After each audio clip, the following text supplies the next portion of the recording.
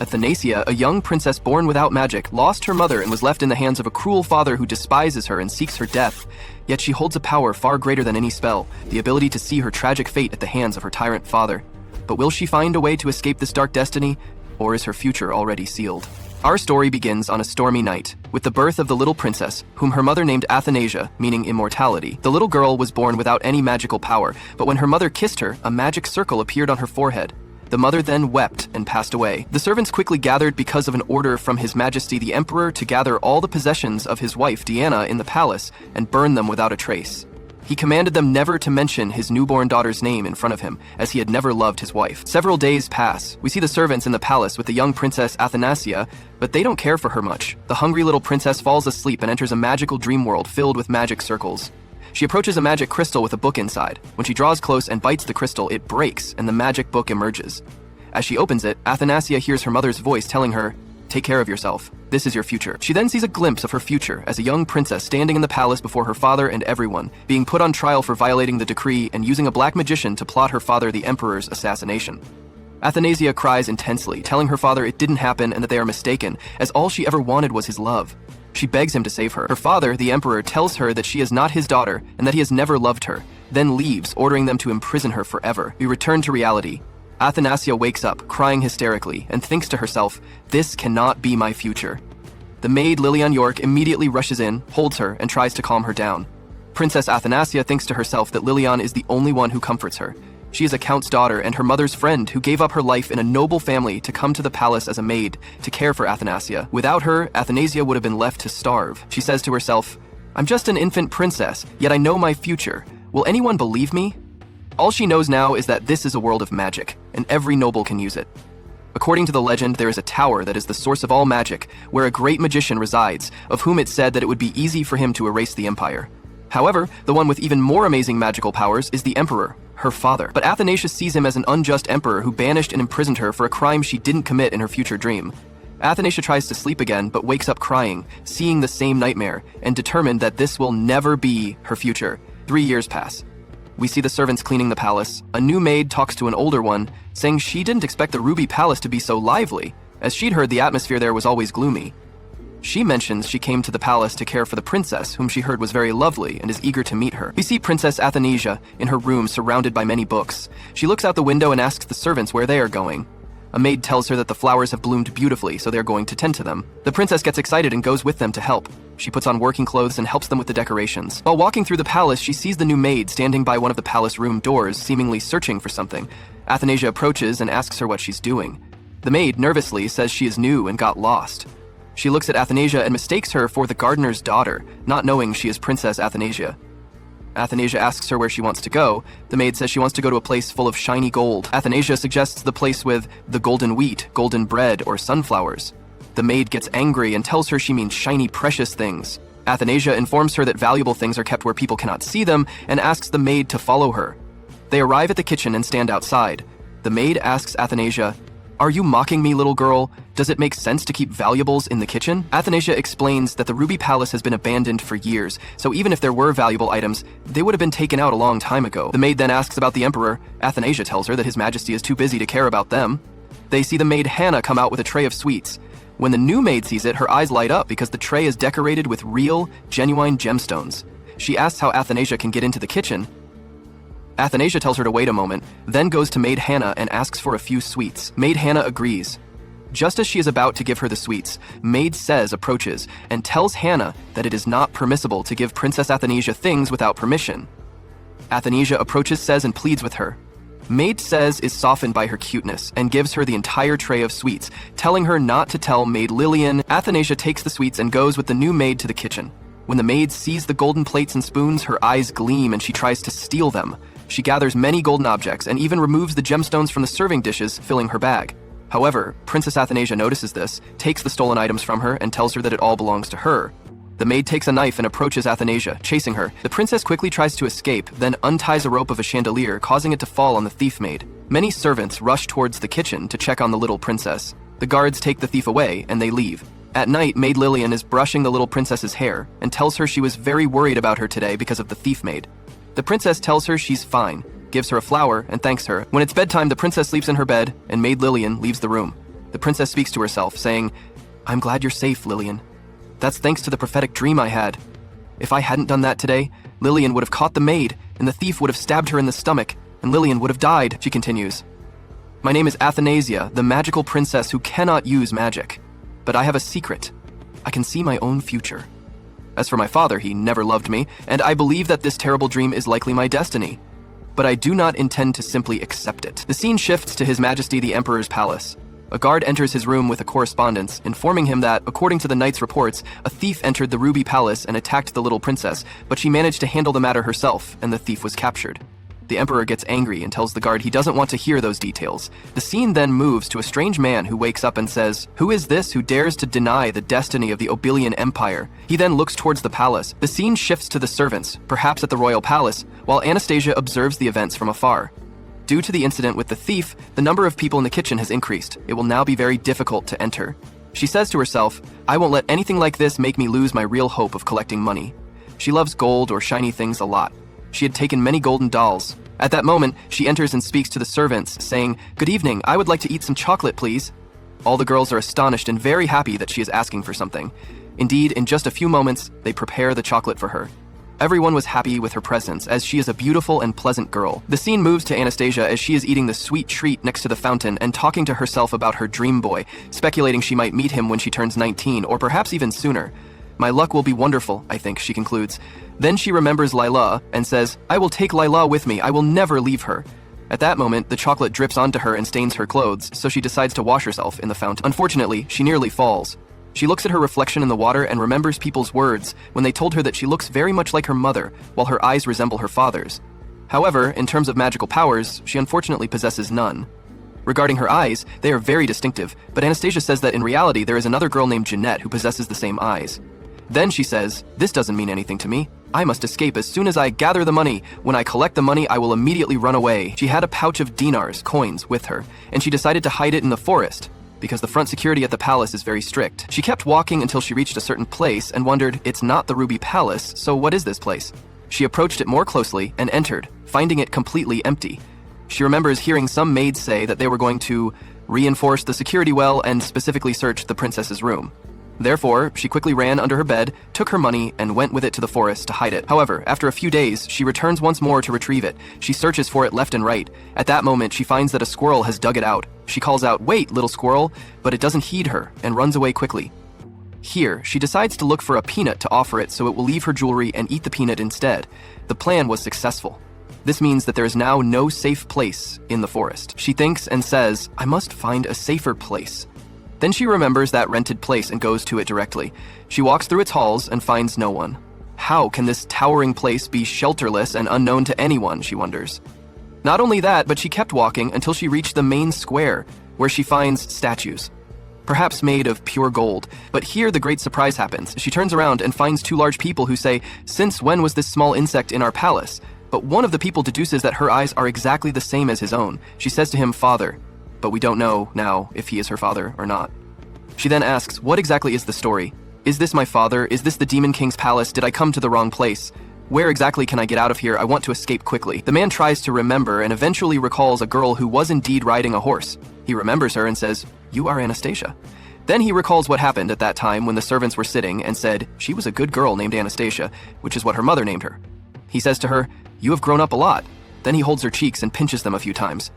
Then he tells his servant, "Bring tea immediately." She tries to run away because she doesn't want to drink tea with him, but he catches her quickly. Then her jewels fall onto the floor. After that, they enter the palace, and the sitting arrangement was very awkward. Anastasia says, "What a boring session. Does he want me to speak or say something?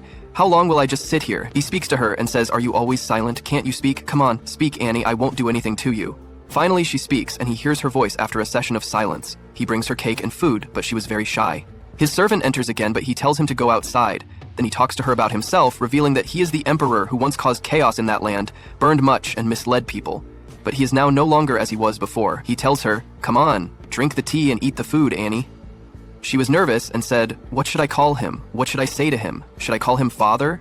Then she decides to address him by that name. Claude looked at her but did not answer, causing Anastasia to become tense because she had addressed him specifically as father. She feared he would immediately banish her, thinking she should have just called him Your Majesty the Emperor like anyone else. The scene then shifts to the chief maid, Lillian, talking with the other girls, telling them they must fan out to search for the princess.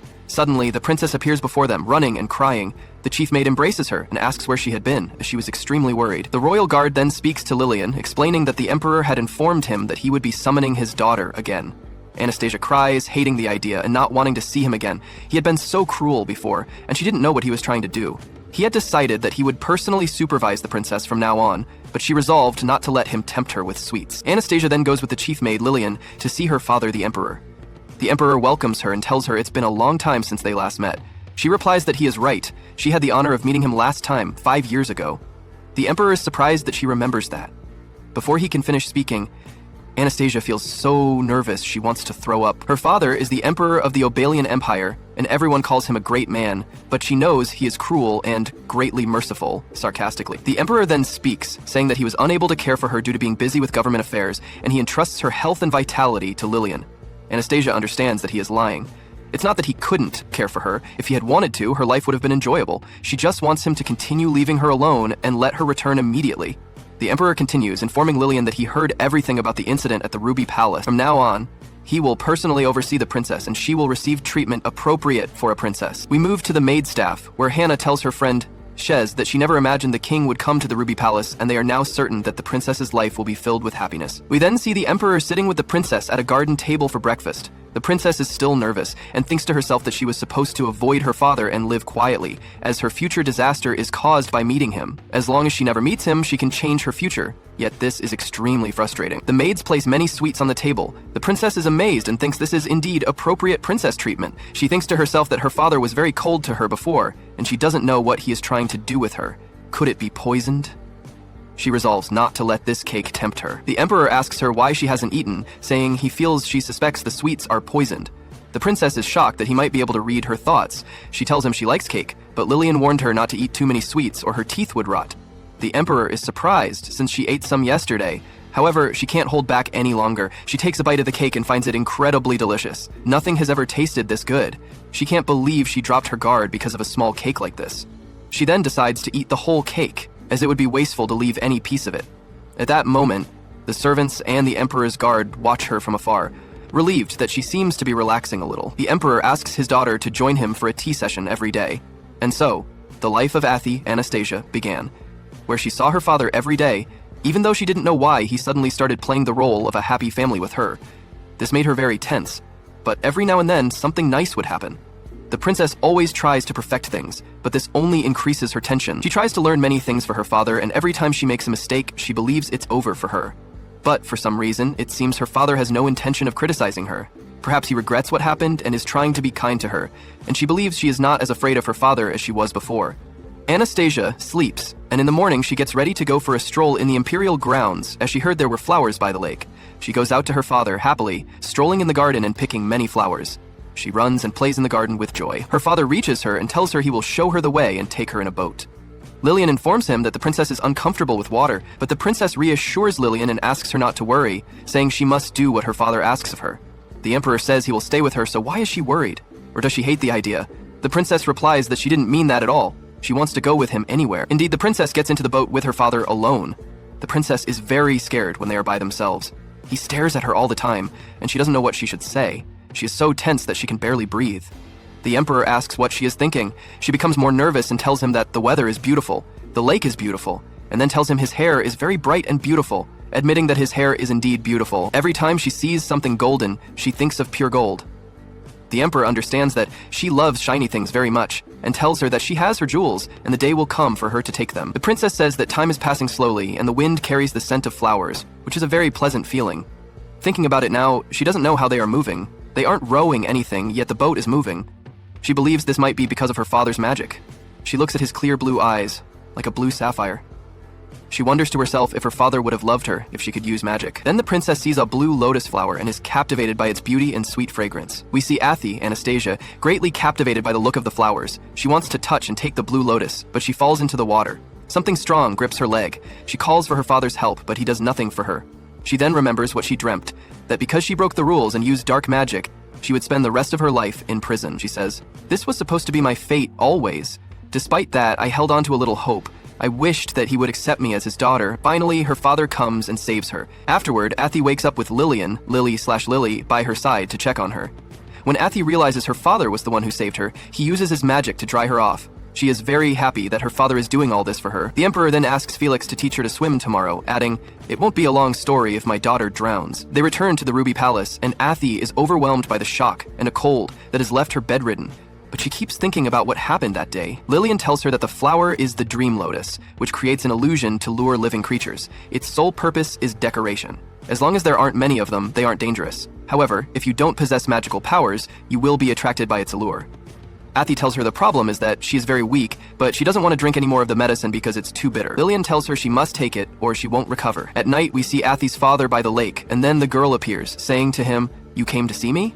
He tells her that emotions like this were forgotten long ago, but it seems he doesn't hate that girl. Many hands surround Athi's father. We then see Felix very angry and wanting to help the king, saying, "May a shining light illuminate your path someday." Athi's father dismisses him. Afterward, we see Cess rush into Athi's room, saying that many maids have arrived to serve her. Athi is astonished when she sees them. Then Felix arrives, telling her, "I have been assigned to be your guard knight. I look forward to serving you."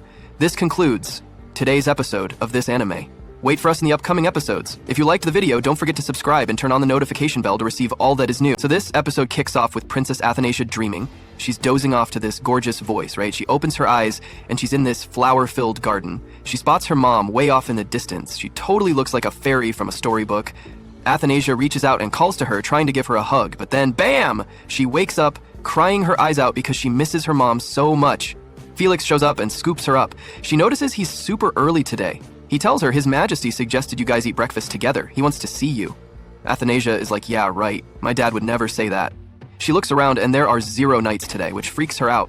Felix tells her, "We don't need him today. I'm here. I protect everyone, including your dad, and magic keeps this whole place safe." Felix sets her down and suggests she go wake up the Emperor because he'd be totally thrilled. He closes the door on her. She tries to get out, but nope. Felix has locked her in. She has no choice. She goes in and calls for her dad, getting distracted by this super shiny golden map. She keeps calling for her dad, but no answer, until she finds him crashed out on a couch instead of his bed. She's confused, like, what? She looks at him, then at a portrait of him, and realizes he looks totally different from the guy in her dreams. That guy is pure evil. She tries to wake him, touching his cheek, but he doesn't budge. She tries again, then gets mad and says, "How dare you do all that stuff to me in my dreams?" and starts yanking his ear and cheek to wake him up. Athanasia just keeps messing with her dad's face until his eyes pop open. She then sings to try and put him back to sleep. When Claude finally wakes up, he has breakfast with his daughter. Athanasia tells him, "There's so much stuff in your palace I've never seen, it's super fun." Her dad replies that she should just explore and do whatever she wants in the palace. At that moment, Felix chimes in, informing Claude that Duke Alpheus will arrive any second and actually wants the princess present. Claude orders him to take the Duke to the meeting room, then asks his daughter to come here every day for breakfast before leaving. Athanasia gets stressed about having to come every day, but then she thinks about how her dad said she could explore the palace freely, so she gets up to wander around. When she goes into her dad's room, she sees tons of paintings of the Obelian imperial family. She needs to find her mom's picture because she's positive it has to be somewhere. She really wants to see her face. As she's walking around, she sees her dad's portrait, which confirms her mom's must be there too. She keeps looking until she finds it. Next, we switch to the palace ladies, gossiping about the little princess and how Felix is in charge of her. They're wondering how they'll see an empress grow up who can't even use magic. The emperor is so chill that he doesn't even stress about stuff like this. Even a dancer could become a concubine. Suddenly, the emperor pops up right in front of them and orders them never to say that name again. Then, we see the little princess in her carriage heading home, holding her mom's portrait. As she really looks at it, she remembers the fire that damaged it. She gets really sad about what happened, then thinks about her parents. She never realized her dad hated her mom this much. After that, she goes to sleep. The next morning, she goes to the servants and tells them she's eating breakfast with her dad. They show her the way. She sits down at the table, completely pumped to see her dad. Claude acts super cold, pretending he hasn't seen her, but she doesn't care, because she does most of the talking anyway when they're together. She feels like her dad is bored when she talks, but she ignores that too. All she has to do is not bring up her mom. At that point, Claude asks her what she's thinking about. She asks him about his favorite tea. It smells amazing and she wants to try it. Felix immediately jumps in and tells her that the flavor would be way too strong for her. Athanasia gets sad, but Claude agrees to let her drink it since there's no reason not to. When Felix puts the cup down, she takes a sip and finds it totally delicious, like flowers blooming in her mouth. Everyone gives her a weird look. Athanasia gets nervous, wondering if she said something she shouldn't have. Felix breaks the silence and tells her it's rice tea, and her dad drinks it a lot because he loves it. It's a type of black tea from her mother Diana's homeland. Felix tells Ati again that it's rice tea, which His Majesty drinks a lot, a kind of black tea from Diana's home. Ati had said the same exact thing Diana did when she tasted it. Then the Emperor says, "I don't recall anything like that," and tells Felix, "You're running your mouth too much today, leave us alone." We see Ati is bummed because her dad clearly doesn't want to talk to her about her mom. The Emperor then tells Ati, "You're too young for tea, drink milk instead," and leaves her. Ati gets upset and thinks to herself that he hates her so much and that even in the future, he won't need her. Ati cries and burns all her pictures and drawings. The next day, Ati is sitting alone at the table. The maid apologizes that the Emperor isn't there because he has other business and official duties, so she should start eating first. Ati waits for her dad all the time. Felix shows up in the evening, and as he arrives, she leaves. She then hears the maid talking to Felix. Lately, her appetite has been terrible. She won't even eat sweets. The Emperor's behavior the other day must have shocked her. When Diana was mentioned, his mood totally changed. He doesn't want to talk about her, but I'm sure the princess wants to know about her mom. Felix replies, "But the Emperor's whole mental state was messed up 5 years ago. There are no remaining statues or portraits that show what Diana looked like." Ati stands far away, listening to them talk about her mom. The maid says she wanted to see her mom. Felix interrupts her, saying, "The Emperor can use transfer memory magic. Let's try it. He'll agree for the princess, I'm sure of it." Ati screams at them, "Don't do it. Don't say anything to him. If you talk to him about Diana, he'll hate me even more." She cries, and the maid calms her down. Felix tells her, "The Emperor doesn't hate you or Diana. If you don't believe me, come with me to the Sapphire Palace. Remember when I told you why His Majesty doesn't have a knight assigned to him? The real reason is that he casts protective magic to ensure his safety. Anyone who tries to enter without permission gets blocked. That's why the Sapphire Palace doesn't need guards, and no one tries to get close. This is the extent of his protective magic. Watch from far away." Felix demonstrates that the barrier won't let anyone hostile get in. He concludes, "The Emperor trusts you and Diana. There's no way he hates you." After that, Claude uses his power to restore the images to how they were. He talks to himself, saying, "I was able to forget, but..." He looks at the pictures, and Athanasia walks in. She tells him, "Actually, Ati hasn't seen you for 2 days, so Felix said that if Ati came to see you, you'd actually see Mommy's Ati, but if you were busy, Ati would just leave." As she's walking out, her dad, Claude, grabs her and asks, "Didn't you rest up?" She's confused by his move and wonders, what is he doing? Why did he suddenly pick me up? Then he takes her to the bedroom, lies down on the bed, and tells her to sleep. She tells him she's not sleepy. He asks her to sing that song, the one that drives away his nightmares. Athanasia wonders to herself, does he mean the song from that time when he was pretending to be asleep? She tells him she forgot it. He asks what would help her remember. She tells him, "Just give up, Papa, I really forgot." He tells her that disobeying an imperial order is a serious crime. She thinks to herself, is that a threat?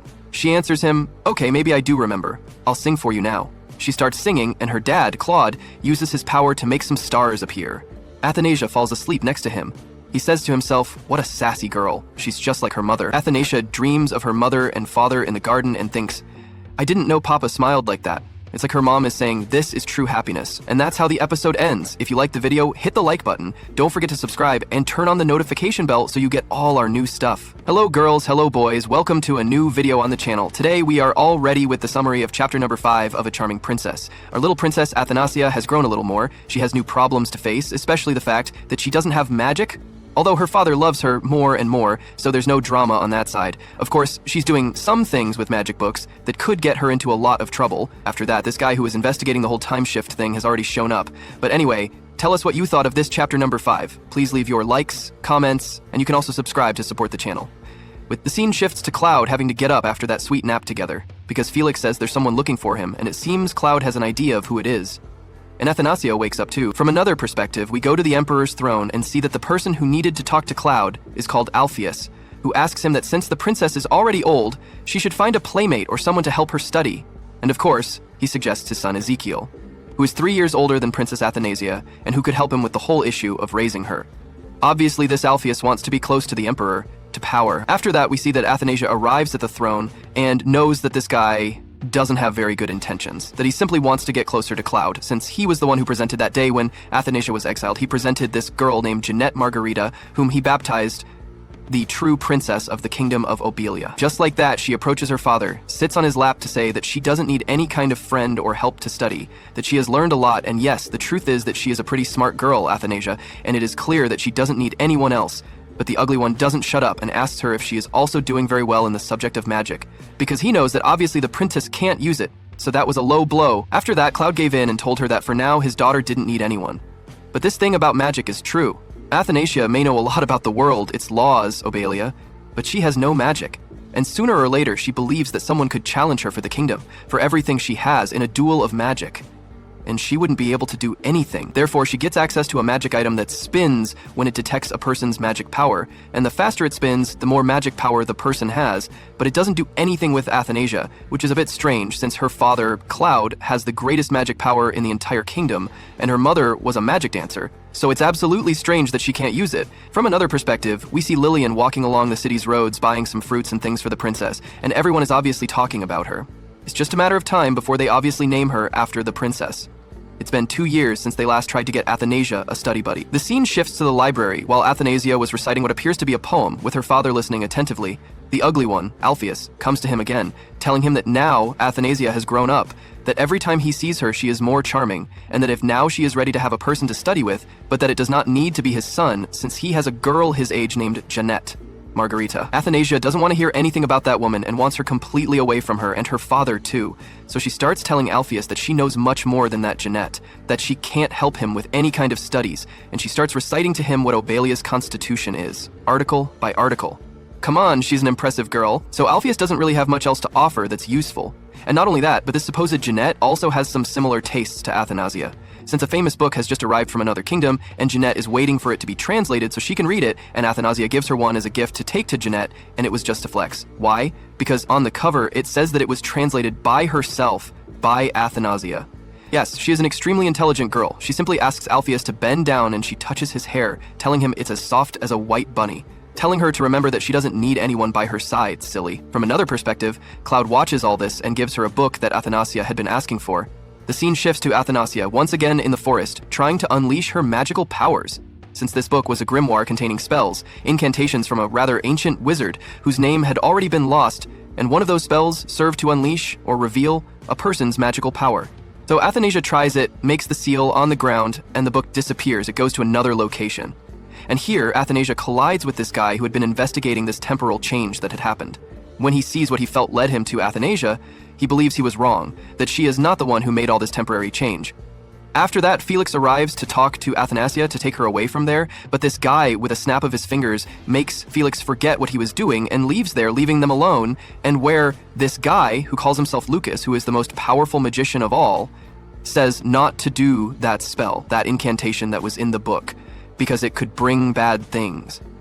And he leaves there. Afterwards, Athanasia tries to tell Felix that he had been bewitched, but he doesn't believe him. And with all this, Felix goes to Claude, telling him that maybe, just maybe, the little princess needs a friend her own age, since, well, she needs a boy so she can talk about boy things. Obviously apologizing and saying that he has nothing to do with the noble Alpheus, that he is not supporting him in offering it to someone or anything like that. It's just a comment. And Claude looks at him and says that he's basically trying to tell him that none of them can entertain a child. So Felix gets offended and runs out of there, crying. The scene shifts to the afternoon. Athanasia arrives at tea time with her father, where she is especially delighted to eat cakes, a chocolate one that is her favorite, but which lately she goes to the kitchen to look for, but never finds. Come on, they're stealing his chocolate cake and he doesn't know who it is, but his dad always has it. Here Claude directly asks Athanasia if she needs to have a friend, if she wants one, that she can choose it herself if she wants. But Athanasia tells him that it is not necessary, since her father, Lillian, and Felix are more than enough. She's fine. And basically, Athanasia wants to be calm until she turns 18, because she has to continue researching how to use her magic if she doesn't really have it. After that, he uses this book again and the spell that this suspicious wizard had told him not to do, and we see how some chains break. This book showed what her life was going to be like, which Athanasia dreamed about every night, and that's why she knew everything that was going to happen. Some magical chains are broken and something happens. But here again appears this mysterious magician who calls himself Lucas, telling him that he had told him not to do it. He also asks him who his father is, because it is obvious that he has Obelian blood, and begins to name some very, very ancient kings. And it has been 400 years since the last king appointed by this mysterious magician who calls himself Lucas. But that's the least of Lucas's concerns. He simply approaches Athanasia, looks at her eyes, and tells her that in that Obelian family, the bluer and lighter the eyes, the more powerful they are in magic. It is very strange that Athanasia does not own anything of it. Lucas uses his magic to see what secrets Athanasia is hiding, but she continues to resist. After that, here, Lucas drops her from the heights to make her talk, but she is saved by a black cloud which escapes when Lucas threatens her. We don't know where the cloud came from, but it saved Athanasia. Obviously, Athanasia sees that this guy wants to hurt her, so she runs away from there, but she can't escape from Lucas. Here, Athanasia remembers what protective magic spells were like and casts one. So yes, a magical power has just been activated, and we were assuming that she couldn't possess magic.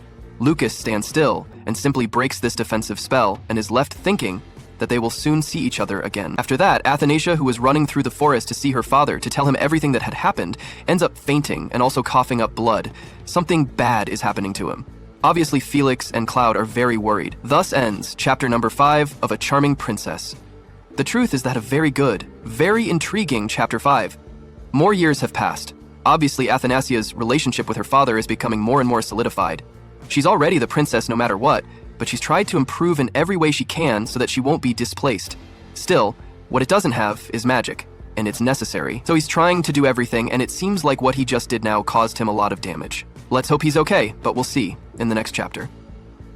Tell us what you thought of this chapter number 5. Leave your comments, your likes, and nothing else. Thank you very much for watching. The episode begins with Claude summoned all the healer wizards in the castle. One by one, they came to try to cure and see what was happening to Athanasia, but none of them found the source of her discomfort. Everyone apologized to him, so Claude wanted to send for all the wizards who know something about healing in the entire kingdom. But it wasn't necessary, since Lucas appeared by himself, now in a much smaller package, a mini Lucas in a child's body. He said to leave everything to him. By the way, we see that a clock starts to move, and behind it is Athanasia's heart, as if it were a seal, and something is also affecting Claude himself. During Athanasia's dreams while she was in a coma, we have Diana, who sang songs to her while she was still in her womb. A very nice dream, but Athanasia is woken up by little Lucas, and when she sees him, she gets a little scared because she knows that he is the same one who had already told her that she didn't have to do that seal, that spell, because it was going to endanger her life, and Athanasia didn't listen to him.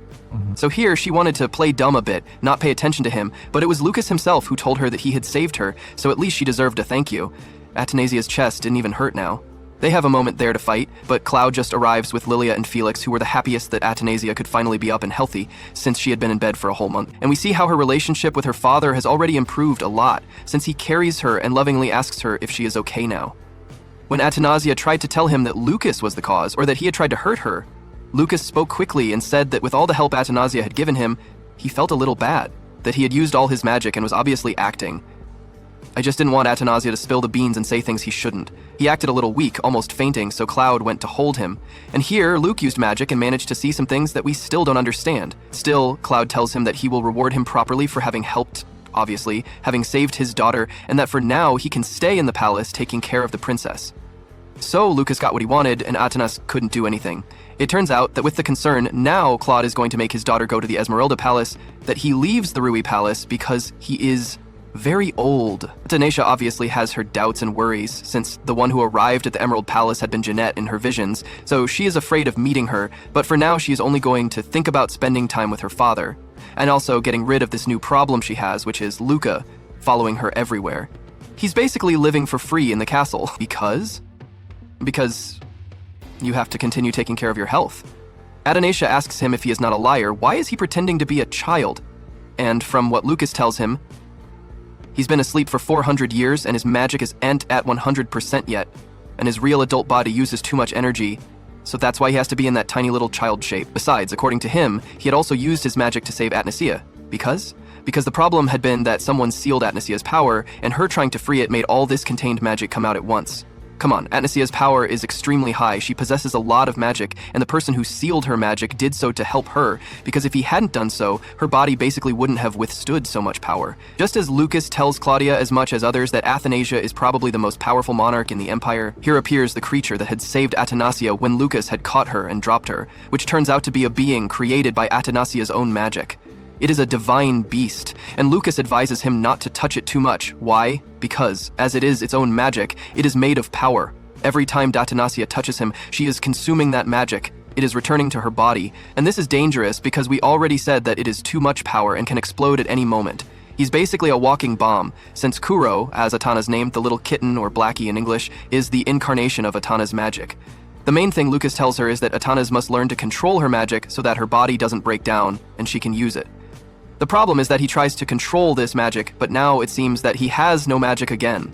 Even the teacher assigned to Athanasia to teach her how to use her magic gives up, telling her that the princess has reached her limit. She takes Kuro back, but Lucas reappears and tells her to listen to him, to stop touching Kuro, because that could cause her to absorb all of his magic again, and he would have to save her again.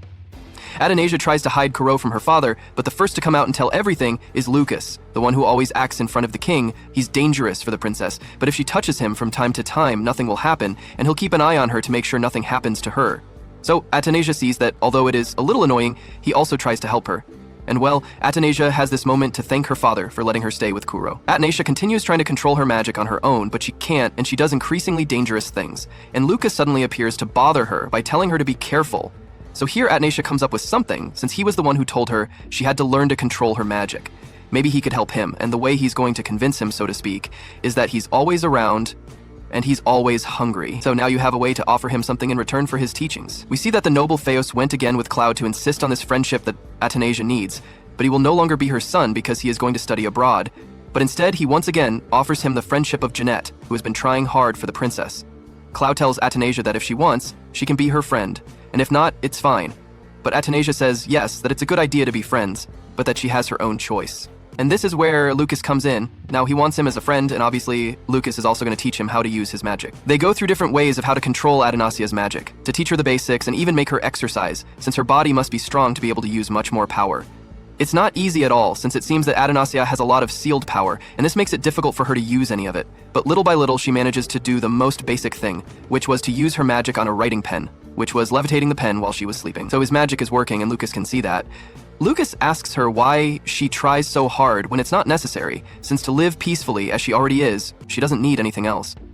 But of course, it's not just what Athanasia wants. She wants to continue sharing her time with her father. She wants to be his beloved daughter, Claude's favorite. So that's why she tries so hard to be by his side. And we see that Claude is already delighted with his daughter. He already smiles and hugs her every chance he gets. We see that he had been worried about this Lucas. He investigated him and sent Felix to do it. And of course, it seems that several people know Lucas from his magic class, but none of them have any memory of him. So possibly all he did was implant memories. Basically, Luke is not in the records because we already know he is over 400 years old. Felix says that it could be dangerous for him to be next to the princess, but we see that Claude also used his eyes, his powers, to see a little of him at that moment when they approached. And he says that this Lucas comes from a place called Ogre, and that he doesn't seem to have any bad intentions towards Athanasia, so he's going to leave her by his side. Felix tells her that it's noticeable that he's growing more attached to his daughter, and when he says that, he regrets it and quickly leaves. We see that it is true. Claude reflects and says that now he understands that what he feels is love. Thus ends chapter number 6 of A Charming Princess. As I said, a very nice, very good episode. It gets more and more entertaining, and with the inclusion of Lucas, it will undoubtedly be a great addition to the series.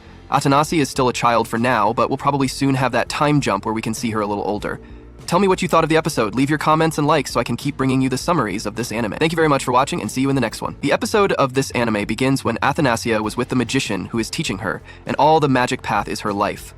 She tells him that no matter what the job is, she knows that if she works hard, she can do anything. But she was completely wrong. She tells him that his sense of responsibility is very poor. The magician asks her if she is still determined to have him teach her every small detail. She replies that it does not necessarily have to be every small detail, but she is new to this and he should be a little kinder to her. The magician informs her that magic is the application of her magical power to operate the necessary elements, and before she does that, she must compose these elements through her own efforts. Athanasia gets angry with him and asks him to stop talking nonsense. The magician mocks her greatly. Athanasia asks him not to laugh at her, as she only wants him to teach her seriously and make her work while she does nothing. The magician speaks to her seriously, saying that magical power is something they are born with, and everyone uses it differently.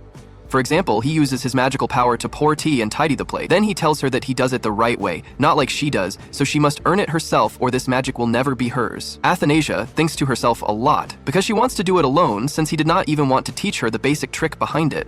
The magician tells her that he indeed did not want to tell her anything because she must acquire it herself. She begs him to tell her any detail, but the magician does not answer her and tells her that she is very foolish. Then she remembers when she was with her father, where she was trying to use magic to cut a pomegranate in half, but she could not do it. Her father asks her not to pressure herself, as long as this matter is very difficult for her. Then he tells her that she should think differently to address the problem of her magical power. His daughter told him that this matter did not cause her a problem, and she would manage it herself. Then we return to reality again when Athanasia was sitting with the magician, where she tells him that she is very exhausted. The magician informs her that what she is doing is never right, as this behavior is bad for a princess. She tells him that what she is doing is from his teaching. He replies that this is how magic is taught, and the matter was the same 400 years ago. Athanasia is astonished because he means that he also learned magic the same way, and that he has lived a very long life then. Then she tells him that she still does not trust him, as she does not know who he is, where he came from, or his full name. He replies that he told her before that he is a great magician, and that is all, and he did not tell her anything else. Athanasia gets angry with him and tells him that if she had known he was this annoying, she would have asked for Duke Alpheus' son instead of him, as he is much more understanding than him and was not as arrogant or selfish as him, and he tries to understand the person sitting with him. and is nice to strangers too. She wishes she had not been biased against Duke Alpheus' son, as the boy did not necessarily have to be bad because his father is Duke Alpheus. The magician gets angry with her and tells her that it looks like she desperately wants to be that man's friend. Then he fulfills her wish and sends her from her place to that place, where she falls from the sky to the ground, terrified, as she does not know where the magician sent her. Then she falls onto that boy. When he sees her, he is impressed by her beauty and asks her if she is an angel or what. When Athanasia looks at him closely, she realizes that he is the son of Duke Alpheus and his name is Ezekiel. When he asks her again if she is an angel or what, Athanasia replies that she cannot tell him who she is. Then she tells him shyly that he is right. She is an angel, just as he says. Then she says to herself that she wants to do anything to cover everything up. Ezekiel looks at her with wonder, because her eyes are blue like a jewel, and only the direct descendant of the imperial family possesses these eyes. Then he knows that she is Princess Athanasia of the Obelian Empire. His father then arrived and interrupted them, but Athanasia disappeared because she did not want Ezekiel's father to see her. He asks him what he is doing here alone, and Ezekiel tells him there is nothing, he was just thinking a little. We see Athanasia very worried because if his father finds her, things will become complicated. They look exactly alike after she saw them together. After that, his father asks him, "Are you dissatisfied with your study plans abroad in Arlanta?" But Ezekiel tells him, "It's not a matter of me being dissatisfied. I'm worried about Jeanette. She cried a lot and repeatedly said that she doesn't want us to be separated." His father replies, "There's no need to listen to everything she says. Instead of her selfish whims, you should think about the prosperity of our family. I planned for you to be the princess's study partner. If you attract the princess's attention, there will be no need for your studies abroad. But for some reason, the princess seems to consider me an enemy." Ezekiel tells him that the princess has the right to choose for herself. We cannot force her. Then his father asks him, "Are you done preparing your bag? You will leave soon." Then we see Ezekiel break his silence, saying, "I can study in Obelia as well. Have you reconsidered sending me to study abroad?" His father gets angry, saying, "If you want things to go your way, you must gain the necessary skills to achieve them." Then they leave. The princess comes out and asks Ezekiel, "Are you all right or not?" saying, "I didn't mean to eavesdrop, but I heard everything that happened between you." We see Ezekiel very sad. Athanasia says to herself, "I can't go back now. I can be here for him instead." Then she talks to Ezekiel, asking him to tell her about his worries and not to be so sad. Ezekiel becomes very happy that she will listen to him and asks her, "Do you feel pressured by your family?" "I am proud to be the successor of my family, but this means I am not allowed to act on my own. Sometimes it's hard to understand the reason for my existence in this life, and sometimes the scenarios my father creates exhaust me." Athanasia says to herself, "He's about the same age as me, but he's balanced. In my dreams, Ezekiel with his father always made me think he was cunning like his father. I never imagined he would have this sensitive side, always worrying about others' perception. It's not an easy thing for anyone." After that, Athanasia talks to Ezekiel happily, saying, "You should finish your studies as soon as possible. It bothers me that you don't possess the sufficient skills to get things done." Ezekiel laughs a lot, saying, "I was telling myself that you are absolutely right. The power struggle between the nobles never ends. Standing up and facing all that, that's what my father is training me for. He might seem cold-hearted, but that is an expression of his kindness and affection. As the successor to the family, I want to live up to his expectations." Athanasia smiles slightly at Ezekiel, telling him, "You are a very strong person." Suddenly, the magician uses his power and brings her to him, saying to her, "It seems you had a fun time. If things had continued that way, I wouldn't have been able to have dinner at the Duke's house." Athanasia gets angry at him and hits him, saying, "Because you sent me there and then dragged me back here, doing as you please. Think about my feelings for once. You do whatever you want and won't teach me magic. You don't think about other people's feelings. You are terrible. Suddenly, I disappeared without saying goodbye. He must think I'm very rude. I'm very upset." Then the magician suggests that she go back and explain everything to him, but Athanasia gets very angry with him, saying, "Don't complicate things more than they already are. Listen to me for once. I can't stand staying with you."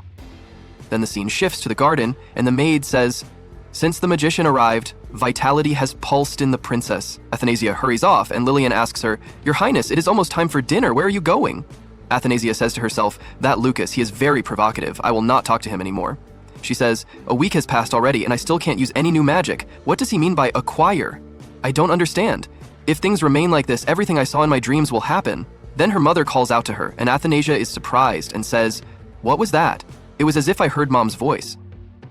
Then her mother's image appears on the water, and Athanasia asks her, "Am I truly incapable of doing anything?" Her mother tells her, "You worked hard. It's okay if you can't use magic. Of course, you are my beloved daughter." Athanasia goes to hug her mother, and while hugging her mother, Athanasia falls into the lake. The magician senses that Athanasia is in danger, so he uses his power to go to her and save her. Athanasia uses her power to save herself, and asks herself, "Did I use it?" The magician replies to her, "Yes, you acquired water magic. It's not like I came here to save you, I just happened to be passing by." Athanasia asks him, saying, "Lucas, did you see that? I used magic." She is happy because she used her magic, and tells him that she is moving away from the Lotus of Dreams. Then she tells him, "You are arrogant all the time, really, but your words had an impact." Then she thanks him and asks him, "Will you continue giving me magic lessons, please?" Lucas replies that he agrees and tells her, "Let's go back." He asks her, "I'm not scaring you, am I? You know I'm a powerful magician, yet you punched me." Athanasia replies to him, saying, "So what, if you are a powerful magician, would you punch back?" Lucas replies, "No need. I don't intend to fight a child." Athanasia tells him, "You are a child too, so this is what you meant by acquire. This is not difficult at all." Then Lillian rushes to her and asks her, "What happened, Your Highness?" Athanasia replies to her, saying, "Everything is fine. I just lay down on some grass." Then Claude comes from behind her and asks her, "Lay down on some grass? And what is the nature of the magic you are studying?" And so, today's episode ends. If you liked the video, please click like and don't forget to subscribe to the channel and activate the bell button to receive all new updates. The anime episode begins with Athanasia trying to move her teacup using a wind spell while with Lucas. She successfully casts the spell and the cup moves. Thrilled, she tells Lucas she can now move objects from afar. Lucas replies that he never expected her to learn so quickly. He truly is a genius. He announces it's time to teach her something much more spectacular. She immediately asks if she can learn magic to make someone float. Lucas shuts her down, saying her dreams are getting ahead of her. He explains that moving objects remotely is just the basics. If she wants to make someone float, she first needs to master moving much larger, solid objects. When Athanasia asks what kind of larger objects he means, Lucas proceeds to levitate everything around them, including Athanasia herself. Terrified, Athanasia begs him to stop. After he finishes the demonstration, he asks for her opinion. Sure, she must be thoroughly impressed now. Frightened, she stammered, "You're right, you are the most amazing, but that was my teacup. Please bring it back right now." Athanasia then laments that learning magic is too difficult. She doesn't understand how others do it. She decides to go talk to Adjakil. Realizing she didn't get to say a proper goodbye last time, she asks Lucas if he can send her to the Alphys mansion again. Just like before, Lucas teases her, suggesting she's thinking about the Duke's son so much she can't forget him. Athanasia cuts him off, insisting she has important business there. He refuses, citing her mana as being too precious, and he won't let her waste it. She gets upset, pointing out he just wasted it on the levitation spell moments ago. He counters that he only did what she asked, then casts the blame on her, wondering what scheme she's planning this time. Athanasia tries a different approach. She flatters him intensely, calling him a handsome and amazing wizard, then begs him sweetly. Though clearly affected, he pretends to be indifferent. "Fine, I won't stop you if you really want to go." He then transports her there. There, she meets Ezekiel and greets him, saying she came back to bother him again. He replies that she takes him by surprise every time she appears, and jokes that she must be a fairy. She answers that all fairy tales say fairies appear and disappear whenever they please. Ejek then looks into her eyes and asks about their red color. Athanasia recalls that she had asked Lucas to change her eye color to red, matching his, before she left. Back in the present, Ezekiel tells her he was very worried when she vanished so suddenly last time, but he was reassured once he knew she was safe. Athanasia tells him she returned because she wasn't able to say a proper farewell. Ezekiel is overjoyed that she cares about him, admitting he had been praying to meet her again. Athanasia looks around and notices he's packing his belongings. He confirms he is leaving. The ship headed to Atlanta arrives in 2 days. Athanasia is saddened that he will be moving so far away from her in the capital. However, she recalls that he is the future Duke and is supposed to grow up surrounded by love and protection. He is also fated to fall in love with Jeanette, become her sweetheart, and live a happy and fulfilling life. As she moves around the room, she trips over a suitcase and falls to the floor, but Eject catches her before she hits the ground. He then gathers the books that scattered. Athanasia looks at him and thinks to herself that he truly works hard. She hasn't even read those books yet. Eject tells her that his father's arrangements are correct. Despite Atlanta being far away, it has excellent teachers. Athanasia asks when he will return. He replies that he will return when he is worthy to face the princess.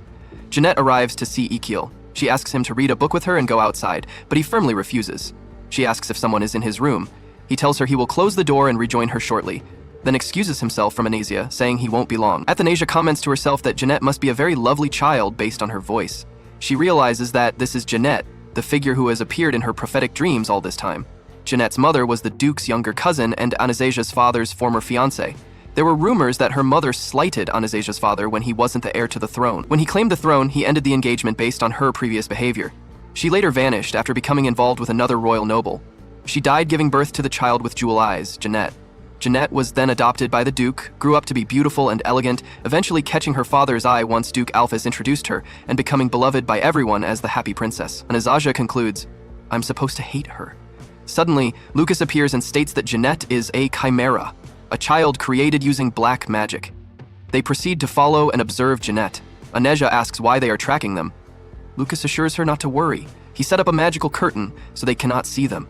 I am deeply fascinated by that chimera. Do not interrupt my observations. Jeanette asks Ezekiel to spend some time with her, and he offers to play a musical piece for her. Lucas speaks to Athanasia again, stating that the more he looks at this chimera, the more he notices her mana wavelength is impure, as if it's mixed with something else. She is surrounded by an aura of black magic.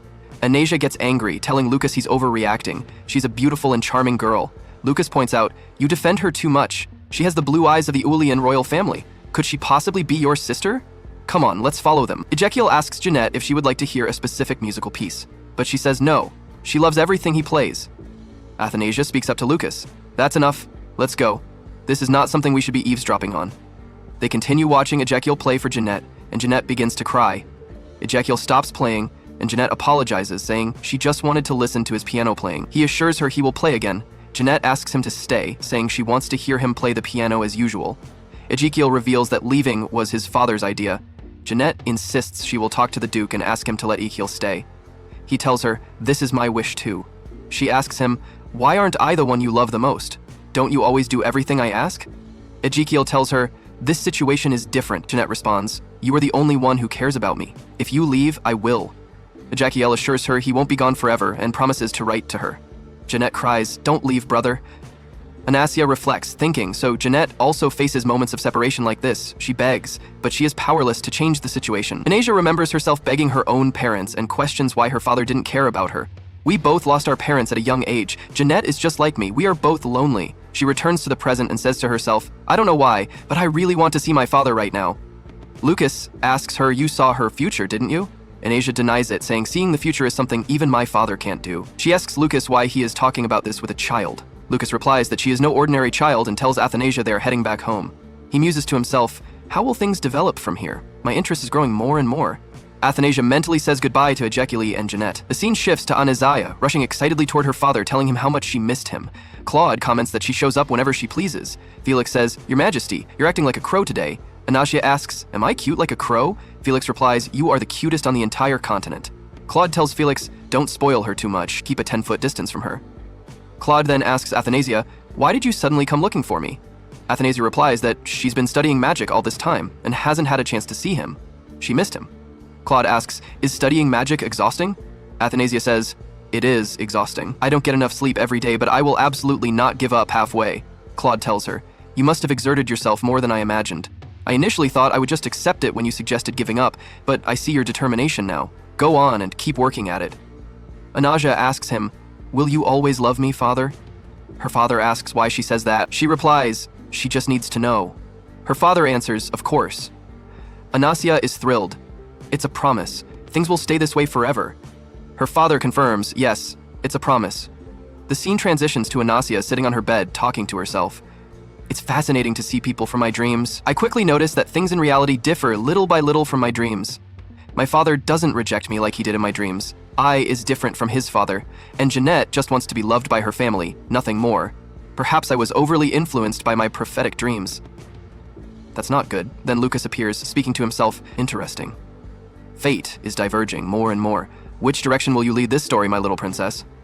And that concludes today's episode. If you liked the video, please hit the like button, and don't forget to subscribe to the channel and activate the bell button so you receive every new update. The anime episode starts with Athanasia at the age of 14. She mentions that in Obelia, the age of 14 is the most prominent in one's life, as young men and women participate in their first ball, revealing their first public dance. Time flies, and her 14th birthday and her first ball are fast approaching. She is currently practicing for her ball. Her teacher tells her that she is graceful in her footwork, just like a fairy. Athanasia replies that she is exaggerating. The teacher encourages her and reminds her that the ball is only a month away, and to represent the glory of Obelia, she must choose a dance partner who suits her status as soon as possible. Athanasia agrees to this. She then sits in her room to choose her partner for the ball, but she doesn't know who to select. She didn't expect this year's birthday to be so complicated. Speaking of which, her father has given her many birthday surprises. Since her close encounter with him when she was 5, he has given her shining gemstones, elegant jewelry, luxurious evening gowns, and even a key to a vault on her 7th birthday. She then remembers going with her maid, who tells her that her father built this library specifically for her to read in as she pleases. Athanasia is very impressed by this, as this library belongs to her alone. She then asks her maid if her father will be able to attend her birthday party. Felix apologizes to her as her father has to meet with the court minister and he fears that he won't have time. Athanasia is very saddened, but she doesn't show it to them. Inside, she is sad because her father has never attended any of her birthdays before. She then thinks that her birthday is also the anniversary of her mother's death, which is why he doesn't want to come.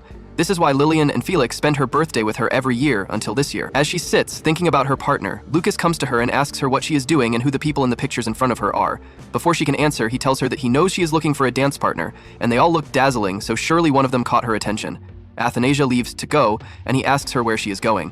She is dissatisfied because her standards are too high, and yet none of them can compare to a certain someone. Athanasia gets angry at him and tells him to leave, as he doesn't know what's wrong with her. He tells her that he knows everything, that she wants her father to spend her birthday with her, and that she has been upset about this every year, but she just needs to ask her father for it.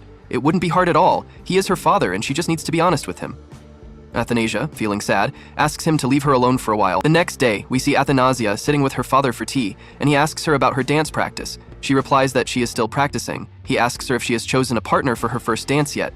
He states that this will be her first time appearing in a public ballroom, so her partner's status will affect her overall reputation.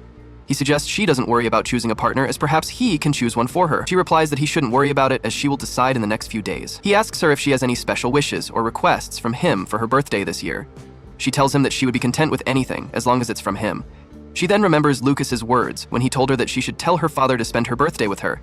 She then tells her father that there is one thing she would like to request, which is for him to spend her birthday with her just this once. Her father doesn't answer her. He then asks her if there is anything else she desires, and she realizes she shouldn't think about anything else. Athanasia apologizes to him and asks him to forget what she said, as she is already very happy with the time they spend together. She then asks to be excused. As she is leaving, Felix comes to her and asks to accompany her on her way. She asks him if she was too selfish to ask her father to spend her birthday with her. Felix tells her that it is very natural for her to want her father to be there with her, but the thing is, he has gotten used to isolating himself in the palace on that particular day, and it has become a habit. He then talks to her about her dance partner, asking if she has any suggestions. Athanasia laughs with him and asks if he wants to dance with her. Felix is shocked by this and tells her that he would wish to, of course, if it were possible, but he doesn't dare to ask for that, and that there is certainly a better choice than him. Athanasia asks him if he doesn't like the idea of dancing with her. Felix becomes very nervous and tells her that he didn't mean that, but he doesn't dare to ask for this. When she returns to her room, she thinks about Mr. Felix's words with Lilian. Lilian tells her that she suspects he is hinting that her father wants to dance with her. Athanasia ponders her words and says that these days, the tradition of the older family members leading the dance has become rare. But these days, the tradition of older family members leading the dance has become rare. Young girls usually choose someone their own age for their first dance. The Emperor cares about the matter a lot, just as with choosing her study partner. His Majesty had some concerns, but at the same time, he respected your choices and opinions. Athanasia then remembers her father asking her about the dance. This will be your first time appearing in a public ballroom. The status of your partner will affect your social reputation. If you are confused about choosing a partner, perhaps I can choose one with you. Afterward, Athanasia talks to the maid, saying, "My father wants to dance with me." We then see Athanasia growing up and practicing dancing by herself. Lucas appears and prevents her from falling, saying, "Didn't you learn to protect yourself using magic?" Athanasia hits him, saying, "I don't need your help, I can do it myself." She then asks him why he's there. Assuming he came to mock her, we see Athanasia's feet hurting. Lucas helps her and heals her, telling her, "I didn't come here to mock you. This morning, regarding your father, I should have told you what you ought to do. You have your own way of communicating." He apologizes, saying, "I don't understand these things." Athanasia is surprised that he apologized, and she tells him, "But if you want to help me practice dancing, I will forgive you." Lucas agrees to accompany her. Then, the maid arrives and is very happy that Athanasia chose Lucas to dance with her. She wants to go and share this news with everyone immediately. Athanasia gets angry, and Lucas laughs. He then says, "You can learn from me in this regard. What I mean is that you can express your inner thoughts to your father. Listen more to the voice in your heart. You are a very clever girl." The next day, practice begins. Lucas tells her, "Today will be a special test on magical theory, but it will be difficult, so give it your full concentration." Athanasia quickly writes and hands him the paper, and he is very surprised by her speed. Athanasia is happy with what she is doing, and is also very active. After that, Felix asks her if she wants to go to the garden today, but she refuses, saying she will go the next time. Lillian and Felix are surprised that she is so busy and very secretive, neglecting them during this period. We also see Athanasia neglecting her father and not visiting him, which negatively affects his morale. Then, we go to Athanasia and see her drawing something. Finally, Athanasia goes to her father the next day and apologizes for her delay. He tells her, "No problem, I wasn't doing anything." Athanasia then eats and tells her father that she loves talking to him very much. Claude speaks to Athanasia, saying, "I haven't seen you at afternoon tea recently. I started to think you didn't want to see me. Athanasia replies, "Actually, I was preparing a very special gift for you, father." Claude responds, "You don't have to give me any gift." Athanasia says, "You've always made sure to give me surprise birthday gifts over the years, and I'm always very happy. This year, I want to return the favor and give you a gift, father." Felix asks, "What do you mean? Instead of receiving gifts, you want to give one?" Athanasia informs him, "There is no law in Obelia that prevents me from giving gifts on my birthday." Felix responds, "You are right." Claude then says, "You've always been unique. Do you have something in mind?" Athanasia answers, "Yes, despite all the different paintings you have in the palace, I always felt like something was missing whenever I looked at them, so I drew this for you. I hope you like it." Felix speaks, saying, "So you isolated yourself in your room all this time, Your Highness, sacrificing sleep and rest just to draw this by yourself, and you even used expensive magical dye?"